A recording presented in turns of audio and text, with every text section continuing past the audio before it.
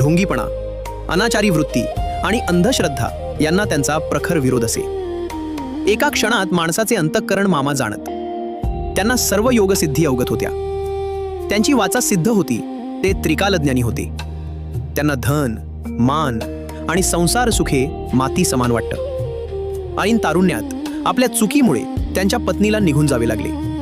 ती त्यांची आज्ञा मानत नसे. त्यानंतर मामांनी विवाहाचा विचारही केला नाही.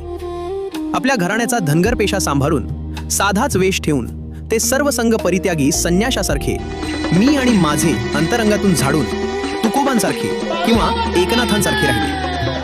मामाजवळ आपला व परका असा भेद नव्हता. सर्वांना मामा आपलेच आईबाप असे वाटतं. बाळू मामा भक्तांनी सबस्क्राईब नक्की करा. तुमचा एक सबस्क्राईब खूप महत्त्वाचा आहे. सबस्क्राईब करा आणि कमेंटमध्ये बाळू मामाच्या नावानं चांग भल नक्की